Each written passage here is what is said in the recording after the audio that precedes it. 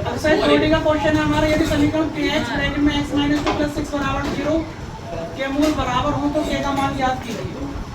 देखो बच्चों, सबसे पहले हम इक्वेशन लिख लेंगे kx ब्रैकेट में x माइनस 2 प्लस 6 बराबर 0। क्या करेंगे, इसमें जो kx है बाहर इसकी मल्टीप्लाई कर लेंगे अंदर। कैसे करेंगे, kx की x में करेंगे तो kx स्क्वायर हो जाएगा, प्लस की प्लस में करते हैं प्लस, प्लस की माइनस में करेंगे माइनस, और kx की 2 में करेंगे कितना आएगा 2kx प्लस 6 बराबर 0। ये तो यह समीकरण बन गई हमारी, क्योंकि x स्क्वायर आ गई तो यह समीकरण हो गई। अब इसमें हम तुलना कर लेंगे ax square plus bx plus c बराबर 0 से तुलना करना सिखा दिया हम लोगों ने। कई सारे क्वेश्चन में तुलना करिए। ए की वैल्यू क्या आएगी हमारी, ए की वैल्यू क्या आएगी, बी की वैल्यू क्या आएगी माइनस में 2 क्या आएगी, और सी की वैल्यू 6 आएगी। ठीक है, तो हमें क्या कहेगा, समीकरण के मूल समान हो तो के का मान ज्ञात कीजिए। के का मान निकालेंगे, क्या लगाएंगे, विविधता का फॉर्मूला लगाएंगे। यानी हमसे के की वैल्यू पूछी गई है तो विविधता का फॉर्मूला लगा लेंगे। विविधता का क्या, d बराबर B square minus 4ac। Question में अगर कह रहा है मूल समान हो तो k का मान ज्ञात कीजिए। k की जगह पर m भी हो सकता है। क्वेश्चन में कहेगा मूल समान हो तो k का मान ज्ञात कीजिए, m का मान ज्ञात कीजिए। तो ऐसी कंडीशन में क्या करते हैं, d होता है, d बराबर 0 हो जाता है।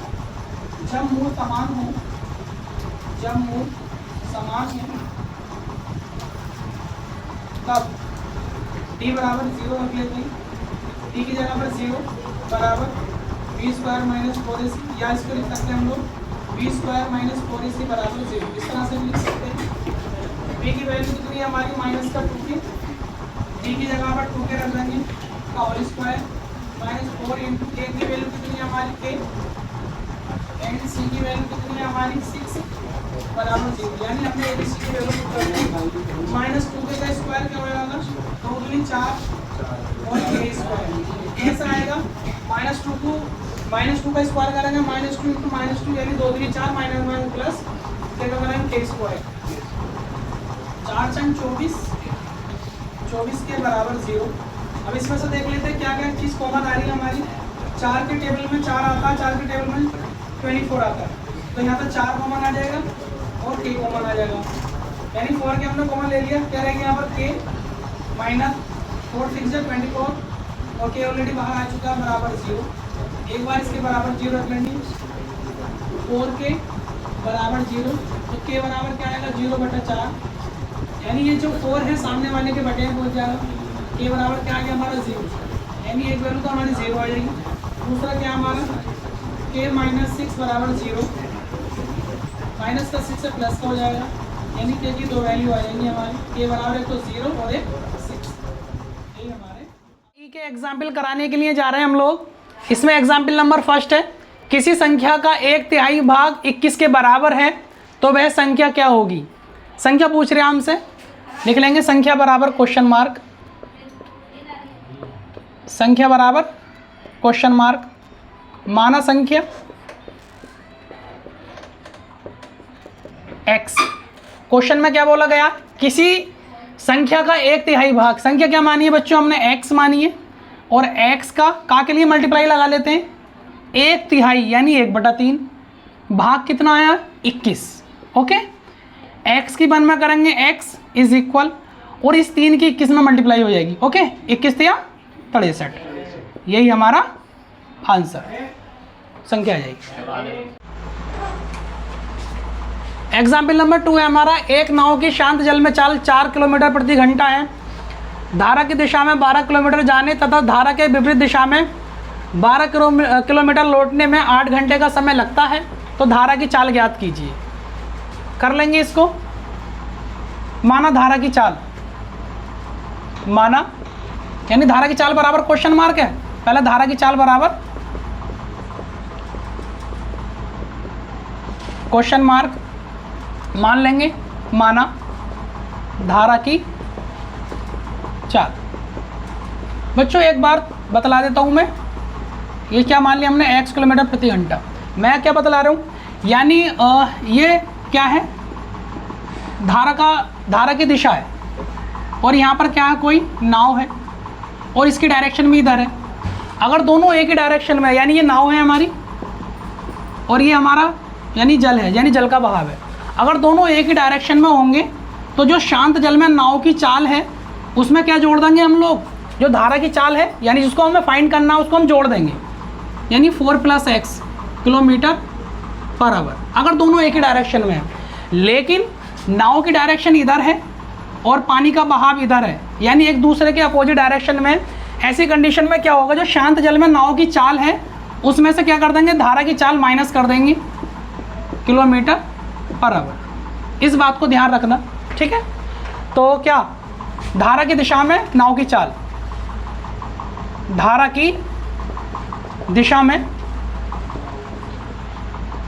नाव की चाल, नाव की चाल क्या करेंगे, धारा की दिशा में नाव की चाल यानी जिधर की तरफ पानी का बहाव है उधर की तरफ, यानी इधर पानी का बहाव है, नाव भी उधर की तरफ चल रही है, तो दोनों को क्या कर देंगे, जोड़ देंगे। क्या हो जाएगा हमारा 4 + x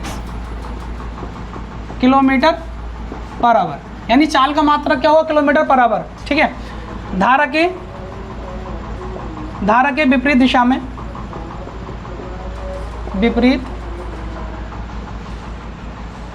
धारा के विपरीत दिशा में नाव की चाल क्या होगी, 4 - x km/h, ठीक। अब धारा की दिशा में 12 किलोमीटर जाने और धारा के विपरीत दिशा में 12 किलोमीटर लौटने, यानी जाने में और आने में टोटल डिस्टेंस कितनी ट्रेवल करनी पड़ रही है, 12 किलोमीटर की। कितनी, 12 किलोमीटर चलना नाव को, ठीक है। तो क्या, धारा की दिशा में यानी 12 किलोमीटर जाने में लगा समय, धारा की दिशा में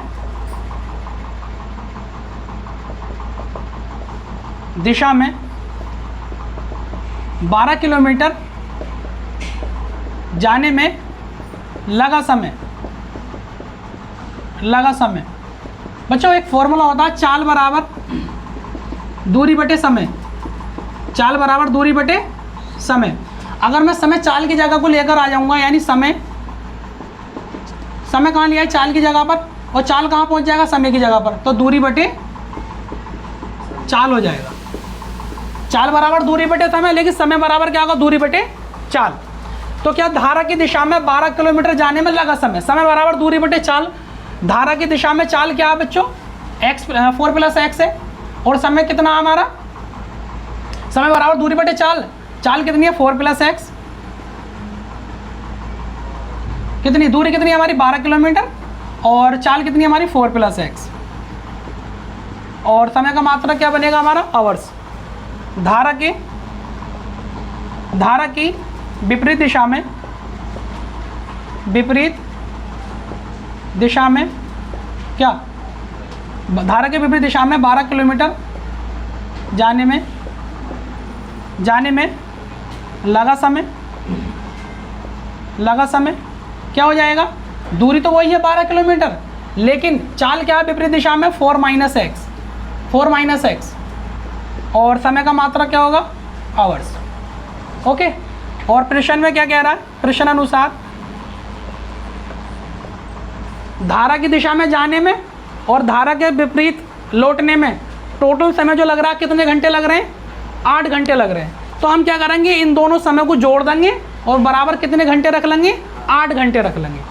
तो कर लेते हैं, धारा की दिशा में समय कितना लग रहा है, 12/4 + x, यानी 12/4 + x, प्लस विपरीत दिशा में कितना समय लग रहा है, 12/4 - x, और ये टोटल समय किसके बराबर है, 8 घंटे की।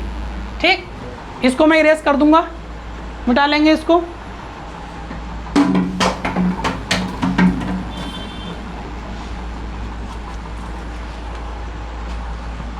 इसमें से क्या कॉमन है, 12 कॉमन है, 12 कॉमन ले लेंगे, कितना 1/4 + x plus 1/4 - x is equal 8।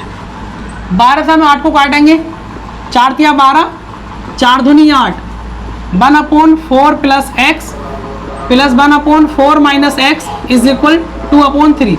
ये 3 कहाँ पहुँच जाएगा? सामने वाली संख्या के बटे में।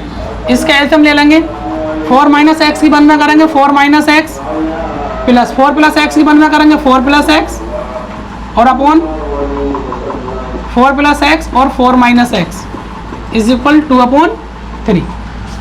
अब ये माइनस का x है प्लस का x है, कट जाएगा, एक दूसरे को काट देंगे। 4 और 4 कितना हो जाएगा हमारा? 8 बटे में 4 + x and 4 - x is equal 2/3। और काट लेंगे इसको, 2 के पाले में 8 आता, 2 के पाले में 2 आता, 2 एकम 2 और 2 चौक 8, कितना 4/4 + x and 4 - x is equal 1/3।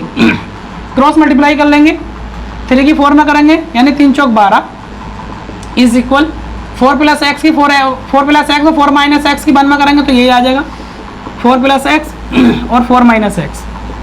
बच्चों एक फॉर्मूला होता है हमारा a² - b² का, क्या? a² - b² का, एक बार प्लस में और एक बार माइनस में, ठीक है। यानी a की जगह 4 b की जगह x, a की जगह 4 b की जगह x। ये किसके बराबर है? a² - b² के। तो ये वाली वैल्यू किसके बराबर होगी?